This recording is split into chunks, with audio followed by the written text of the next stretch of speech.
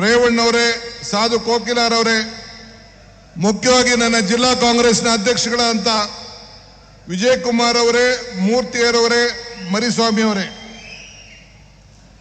ಎಲ್ಲ ಹಿರಿಯ ನಾಯಕರುಗಳೇ, ವಿಶೇಷವಾಗಿ ಇಷ್ಟು ದೊಡ್ಡ ಸಂಖ್ಯೆಯಲ್ಲಿ ಬಂದು ಈ ಸಾಧನೆಯ ಸಮಾವೇಶದಲ್ಲಿ ಪಾಲ್ಗೊಂಡು ನಮಗೆ ಶಕ್ತಿಯನ್ನು ತುಂಬುತ್ತಾ ಇರೋಂಥ ಎಲ್ಲ ನನ್ನ ಕಾರ್ಯಕರ್ತರೇ, ಮತಬಾಂಧವರೇ, ಸ್ನೇಹಿತರೆ, ಚುನಾವಣೆಗೆ ಬಂದಾಗ ಒಂದು ಮಾತು ಹೇಳಿದ್ದೆ, ಕಮಲ ಕೆರೆಯಲ್ಲಿದ್ದರೆ ಚಂದ, ತೆನೆ ಹೊಲದಲ್ಲಿದ್ದರೆ ಚಂದ, ಈ ದಾನ ಧರ್ಮ ಮಾಡುವ ಕೈ ಅಧಿಕಾರದಲ್ಲಿದ್ರೆ ಮಾತ್ರ ಚಂದ ಅಂತ ಮಾತು ಹೇಳಿದ್ದೆ.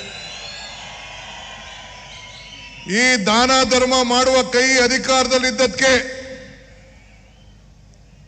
ಈ 5 ಗ್ಯಾರಂಟಿಗಳಿಗೆ ಕೊಟ್ಟು ರಾಜ್ಯದ ಜನತೆಯ ಋಣವನ್ನ ತೀರಿಸುವಂತ ಕೆಲಸವನ್ನ ಇವತ್ತು ನಾವು ಮಾಡ್ತಾ ಇದ್ದೇವೆ. ಈ 5 ಬೆರಳು ಸೇರಿ ಕೈ ಮುಷ್ಟಿ ಆಯಿತು.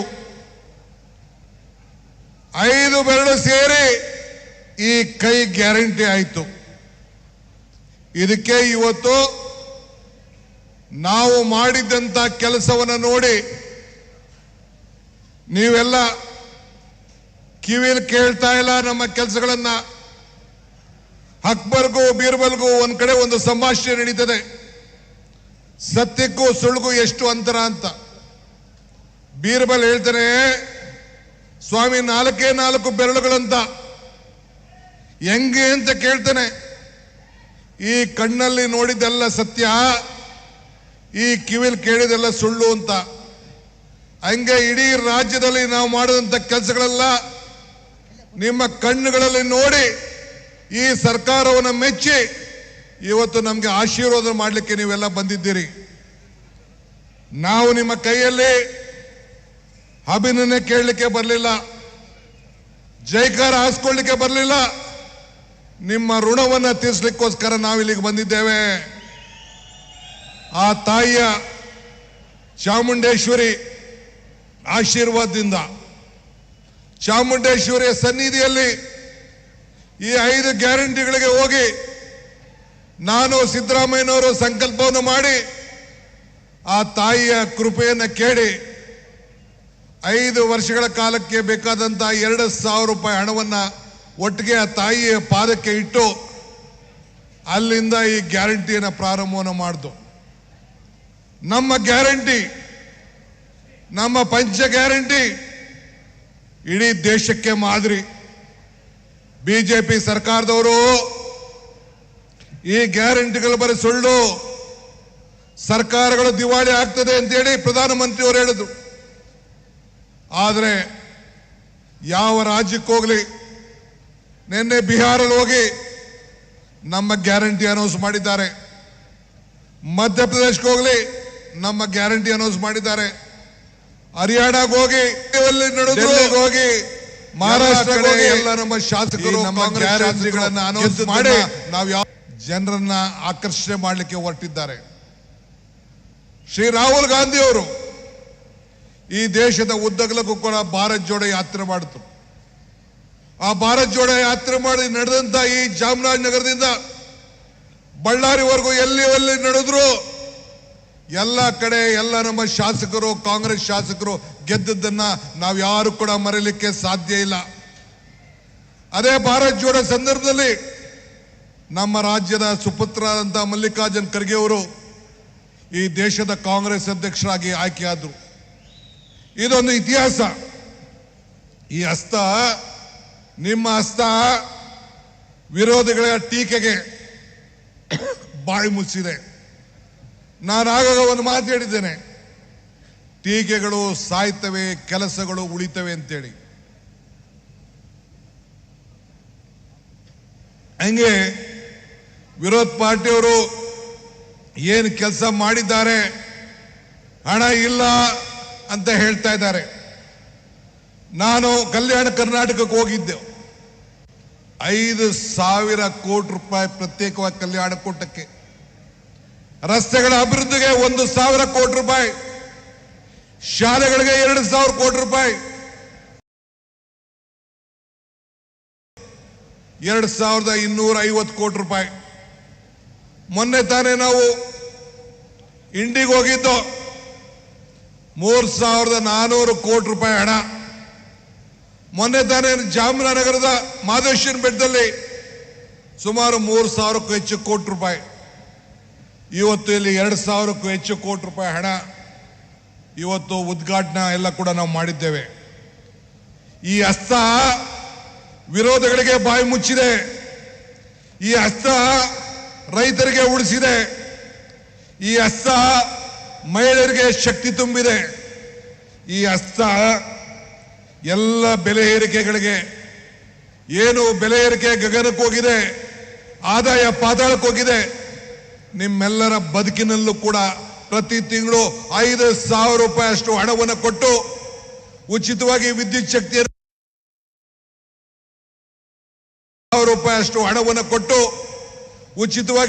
ಶಕ್ತಿಯನ್ನು ಕೊಟ್ಟು ಇವತ್ತು ನಿಮ್ಮೆಲ್ಲರ ಬದುಕಿಗೆ ಒಂದು ದೊಡ್ಡ ಶಕ್ತಿ ತುಂಬಿದೆ. ನಾವು ಭಾವನೆ ಮೇಲೆ ರಾಜಕಾರಣ ಮಾಡ್ತಾ ಇಲ್ಲ, ಬದುಕಿನ ಮೇಲೆ ನಾವು ರಾಜಕಾರಣ ಮಾಡ್ತಾ ಇದ್ದೀವಿ. ಆದ್ರಿಂದ ನಮ್ಮ ಪಕ್ಷ ನಮ್ಮ ಸರ್ಕಾರ ದೇವರ ಮನೆ ಇದ್ದಂಗೆ. ನೀವೆಲ್ಲ ದೇವಸ್ಥಾನಕ್ಕೆ ಎಂತಕ್ಕೆ ಹೋಗ್ತೀರಿ? ಚಾಮುಂಡಿ ಬೆಟ್ಟಕ್ಕೆ ಎಂತಕ್ಕೆ ಹೋಗ್ತೀವಿ? ಮಾದೇಶ್ವರನ ಬೆಟ್ಟಕ್ಕೆ ಎಂತಕ್ಕೆ ಹೋಗ್ತೀವಿ? ನಮ್ಮ ನಂಜನಗೂಡಿಗೆ ಎಂತಕ್ಕೆ ಹೋಗ್ತೀವಿ? ಆ ಭಗವಂತನಲ್ಲಿ ಪ್ರಾರ್ಥನೆ ಮಾಡಲಿಕ್ಕೆ. ಆರೋಗ್ಯ, ನೆಮ್ಮದಿ, ಬದುಕು, ಮನೆ, ಸಾಲ, ಉತ್ತಮವಾದಂಥ ಬೆಳೆ. ಇವತ್ತು 90 ವರ್ಷದ ನಂತರ ಆ ತಾಯಿಯ ಆಶೀರ್ವಾದ, ಕಾವೇರಿ ತಾಯಿಯ ಆಶೀರ್ವಾದದಿಂದ ಜೂನ್ನಲ್ಲೇ 30ನೇ ತಾರೀಕು ಬಂದು ನಾನು ಮುಖ್ಯಮಂತ್ರಿಗಳು ನಿಮ್ಮೆಲ್ಲರ ಸಮ್ಮುಖದಲ್ಲಿ, ಶಾಸಕರ ಸಮ್ಮುಖದಲ್ಲಿ ಆ ಕಾವೇರಿ ಪೂಜೆಯನ್ನು ನಾವು ಮಾಡಿದ್ದೇವೆ. ನಾಳೆ ಬೆಳಗ್ಗೆ ಕಬನಿಯಲ್ಲಿ ಆ ತಾಯಿ ಗಂಗೆ ಪೂಜೆಯನ್ನು ಇವತ್ತು ನಾವು ಮಾಡ್ತಾ ಇದ್ದೇವೆ. ಯಾರ ಸರ್ಕಾರದಲ್ಲಿ? ಕಾಂಗ್ರೆಸ್ ಸರ್ಕಾರ ಬಂದ್ರೆ ಬರಗಾಲ, ಹಣ ಇಲ್ಲ, ಆರ್ಥಿಕವಾದಂಥ ಶಕ್ತಿ ಇಲ್ಲ, ಇವೆಲ್ಲ ಕೂಡ ಇವತ್ತು ಮಾಡ್ಕೊಂಡು ನಾವು ಬರ್ತಾ ಇದ್ದಾರೆ. ಹಿಂದೆ ಕಾಂಗ್ರೆಸ್ ಯಾವಾಗ ಈ ದೇಶದಲ್ಲಿ ಅಧಿಕಾರಕ್ಕೆ ಬಂದಿದೆ? ಬಡವರಿಗೆ ಭೂಮಿ ಇರ್ಬೋದು, ಸೈಟ್ ಇರ್ಬೋದು, ಪೆನ್ಷನ್ ಇರ್ಬೋದು, ಅಂಗನವಾಡಿ ಕಾರ್ಯಕ್ರಮ ಇರ್ಬೋದು, ಯಾವುದೇ ಕಾರ್ಯಕ್ರಮ ನೀವು ತೆಗೆದುಕೊಳ್ಳಿ. ಇವತ್ತು ಅರಣ್ಯ ಇಲಾಖೆಯಲ್ಲಿ ಎಲ್ಲ ಟ್ರೈಬಲ್ಗೆ ಇವತ್ತು ಭೂಮಿಯನ್ನು ಕೊಡುವಂಥದ್ದು ಇರ್ಬೋದು. ಇವೆಲ್ಲ ಕೂಡ ಕಾಂಗ್ರೆಸ್ಸು ಉಚಿತವಾಗಿ ವಿದ್ಯಾಭ್ಯಾಸದಿಂದ ಇಡ್ಬೋದು, RTI ಎಜುಕೇಶನ್, ಆರೋಗ್ಯ, ಉದ್ಯೋಗ, ಆಹಾರ ಭದ್ರತೆ ಕಾಯ್ದೆ, ಇವೆಲ್ಲ ಕೂಡ ಕಾಂಗ್ರೆಸ್ ಸರ್ಕಾರ ಬಂದಾಗೆ ಮಾಡ್ಕೊಂಡು ಬಂದಿದ್ದೇವೆ.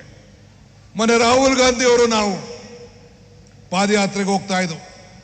ಮಲ್ಲಿಕಾರ್ಜುನ್ ಖರ್ಗೆ ಅವರು, ನಾವು, ರಾಹುಲ್ ಗಾಂಧಿ ಅವರು, ನಮ್ಮ ಪರಮೇಶ್ವರ್ ಅವರು, ನಮ್ಮ ನಾಯಕರುಗಳೆಲ್ಲ ಒಂದು ಅಲ್ಲೇ ಇರಕ್ಕೋ ಇಲ್ಲಿ ಬಳ್ಳಾರಿ ಕೆರೆ ಮುಂಚಿತವಾಗಿ ಟೀಗೆ ನಿಂತಿದ್ದು. ಒಂದು ತಾಯಿ ಹೆಣ್ಣುಮಗಳು ಬಂದ್ಲು, 2 ಸೌತೆಕಾಯಿ ಹಿಡ್ಕೊಂಡು ಬಂದು 2 ಸೌತೆಕಾಯಿ ಬಂದು ರಾಹುಲ್ ಗಾಂಧಿ ಕೊಡಕ್ಕೆ ಬಂದರು. ರಾಹುಲ್ ಗಾಂಧಿ ಅವ್ರು ಕೇಳಿದ್ರು ಏನಿದು ಅಂತ. ಆಕೆ ತಾಯಿ ಹೆಣ್ಮಗಳು ಹೇಳಿದು, ಅಪ್ಪ ಈ ಸೌತೆಕಾಯಿ ನಿಮ್ಮ ಅಜ್ಜಿ ಕೊಟ್ಟಂತ ಭೂಮಿಲಿ ಬೆಳೆದಂತ ಸೌತೆಕಾಯಿ ಅಂತೇಳಿ ರಾಹುಲ್ ಗಾಂಧಿ ಅವ್ರಿಗೆ ಕೊಟ್ಟಂತ ಘಟನೆ ಈ ಕಣ್ಣಲ್ಲಿ ನೋಡಿ ದಿಗ್ಭ್ರಮೆ ಆದವು. ಹಂಗೆ ಉಳುವನ್ಗೆ ಭೂಮಿಯನ್ನು ಕೊಟ್ಟಂತ ಈ ದೇಶ. ಇಂಥದ್ದು ಒಂದು ಕಾರ್ಯಕ್ರಮ ನಾನು ಬಿಜೆಪಿ ಅವರಿಗೆ, ಜನತಾದಳಕ್ಕೆ ಸವಾಲಾಗ್ತಾ ಇದ್ದೀನಿ. ಯಾವುದಾದ್ರು ಒಂದು ಅಭಿವೃದ್ಧಿ ಕಾರ್ಯಕ್ರಮ ನಿಮ್ಮ ಹೆಸರು ಶಾಶ್ವತವಾಗಿ ಉಳಿಲಿಕ್ಕೆ, ಜನತಾದಳ ಆಗಲಿ ಬಿಜೆಪಿ ಅವರ ಅಧಿಕಾರ ಇದ್ದಂಥ ಸಂದರ್ಭದಲ್ಲಿ ಈ ಬಡವರ ಹೊಟ್ಟೆ ತುಂಬಲಿಕ್ಕೆ, ಬಡವರ ಬದುಕಿಗೆ ಏನಾದ್ರು ಒಂದು ಕಾರ್ಯಕ್ರಮವನ್ನು ಕೊಟ್ಟಿದ್ರೆ ಇಂಥ ಸಮಾವೇಶಗಳು ನಿಮ್ಮ ಕೈಲಿ ಮಾಡಲಿಕ್ಕೆ ಸಾಧ್ಯ ಆಗ್ತಿರ್ಲಿಲ್ಲ. ನಾವು ಚುನಾವಣೆ ಓಟ್ಗಲ್ಲ ನಾವು ಈ ಸಮಾವೇಶ ಮಾಡ್ತಾ ಇರೋದು. ನಿಮ್ಮ ಋಣವನ್ನು ತೀರಿಸಿದ್ದೀವಿ. ನೀವು ಕೊಟ್ಟಂತ ಶಕ್ತಿಯಿಂದ ವಾಪಸ್ಸು ಸಾಮಾಜಿಕವಾಗಿ, ಆರ್ಥಿಕವಾಗಿ, ಶೈಕ್ಷಣಿಕವಾಗಿ ನಿಮಗೆ ನ್ಯಾಯವನ್ನು ಒದಗಿಸ್ಕೊಟ್ಟಿದ್ದೀವಿ ಅಂತ ಹೇಳಲಿಕ್ಕೆ ಇಂಥ ಕಾರ್ಯಕ್ರಮಗಳನ್ನು ನಾವು ಮಾಡ್ಕೊಂಡು ನಾವು ಬರ್ತಾ ಇದ್ದೀವಿ. ಆದ್ರಿಂದ ನಮಗೆ ನೀವು ಟೀಕೆ ಮಾಡ್ತೀರಿ ಅಂತ ನಮಗೆ ಬೇಜಾರಿಲ್ಲ. ಟೀಕೆಗಳು ಇರಬೇಕು, ನಿಂದಕರು ಮಾಡ್ತೀರಿ ಅಂತ ನಮಗೆ ಬೇಜಾರಿಲ್ಲ. ಟೀಕೆಗಳು ಇರಬೇಕು, ನಿಂದಕರು ಇರಬೇಕು. ನಿಂದಕರು ಇದ್ರೆ ಮಾತ್ರ ನಾವು ಕೂಡ ಬಹಳ ಎಚ್ಚರಿಕೆಯಿಂದ ನಡೀಲಿಕ್ಕೆ ಅವಕಾಶ ಆಗ್ತದೆ. ಆದ್ರಿಂದ ನೀವು ಎಷ್ಟೇ ಟೀಕೆ ಮಾಡಲಿ, ನಿಂದನೆ ಮಾಡಲಿ, ನಡೆ ಮುಂದೆ ಹಿಗ್ಗಿ ನಡೆ ಮುಂದೆ ಅಂತೇಳಿ ನಾವೆಲ್ಲ ಮುಂದಕ್ಕೆ ಹೋಗುವಂಥ ಕೆಲಸವನ್ನು ಈ ಸಂದರ್ಭದಲ್ಲಿ ನಾವು ಮಾಡ್ಕೊಂಡು ನಾವು ಬರ್ತಾ ಇದ್ದೇವೆ. ಆದ್ರಿಂದ ಭೂಮಿ ಪೂಜೆಯನ್ನು ಇವತ್ತು ನಾವು ಮಾಡಿದ್ದೇವೆ.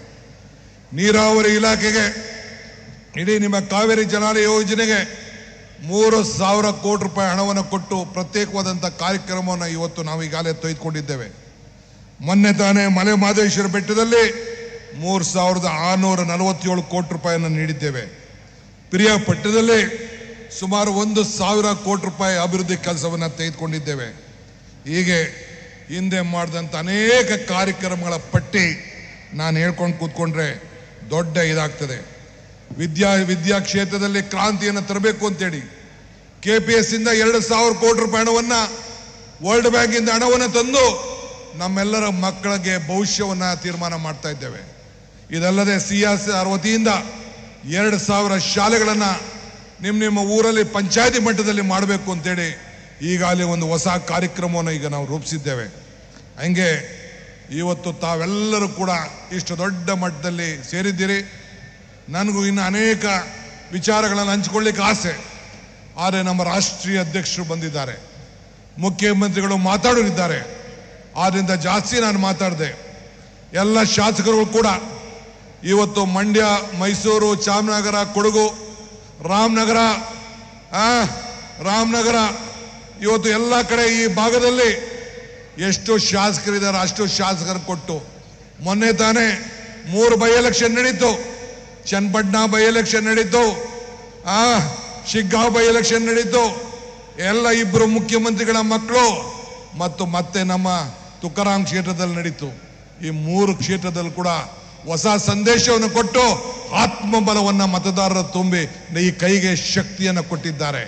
ಆದ್ರಿಂದ ಈ ಸಂದರ್ಭದಲ್ಲಿ ತಮ್ಗೆ ಹೇಳೋದು ಇಷ್ಟೇ, 2028ಕ್ಕೆ ಇದಕ್ಕಿಂತ ಹೆಚ್ಚು ಸಂಖ್ಯೆಯಲ್ಲಿ ತಾವು ಆಶೀರ್ವಾದನ ಮಾಡಬೇಕು, ಮತ್ತೆ ಈ ರಾಜ್ಯದಲ್ಲಿ ಅಧಿಕಾರಕ್ಕೆ ತರಬೇಕು. ನಿಮ್ಮ ಸೇವೆಯನ್ನು ಮಾಡಲಿಕ್ಕೆ ತಾವು ಅವಕಾಶವನ್ನು ಮಾಡಿಕೊಡ್ಬೇಕು. ನಿಮ್ಮ ಋಣವನ್ನು ತೀರಿಸಲಿಕ್ಕೆ ಮಲ್ಲಿಕಾರ್ಜುನ್ ಖರ್ಗೆ ಅವರ ನಾಯಕತ್ವದಲ್ಲಿ, ಸಿದ್ದರಾಮಯ್ಯನವರ ಮುಖಂಡತ್ವದಲ್ಲಿ ನಾನು ಕೂಡ ಬದ್ಧನಾಗಿ ಇಡೀಲಿರುವಂಥ ಎಲ್ಲ ಮಂತ್ರಿಗಳು ನಾವೆಲ್ಲ ಸೇರಿ ಒಗ್ಗಟ್ಟಿನಿಂದ ನಿಮ್ಮ ಋಣವನ್ನು ತೀರಿಸುವಂಥ ಕೆಲಸವನ್ನು ನಾವು ಮಾಡ್ತೇವೆ. ನಿಮ್ಮ ಆಶೀರ್ವಾದ ಸದಾ ಇರಲಿ. ಎಲ್ಲ ಅಧಿಕಾರಿಗಳು ಕೂಡ ಉತ್ತಮ ಕೆಲಸವನ್ನು ಮಾಡ್ತಾ ಇದ್ದಾರೆ. ಅವ್ರಿಗೂ ಈ ಸಂದರ್ಭದಲ್ಲಿ ಶುಭ ಹಾರೈಸಿ, ತಮಗೂ ಕೂಡ ಈ ಸಂದರ್ಭದಲ್ಲಿ ಈ ಶುಭವನ್ನು ಹಾರೈಸಿ ನಿಮ್ಮ ಋಣವನ್ನು ತೀರಿಸಲಿಕ್ಕೆ ಪ್ರಯತ್ನವನ್ನು ಮಾಡ್ತಾ ಇದ್ದೇವೆ. ಮತ್ತೊಮ್ಮೆ ತಮ್ಗೆ ಹೇಳಿ ನನ್ನ ಮಾತನ್ನು ಮುಗಿಸ್ತೇನೆ. ಜೈ ಹಿಂದ್, ಜೈ ಕರ್ನಾಟಕ, ಜೈ ಕಾಂಗ್ರೆಸ್ ಪಾರ್ಟಿ.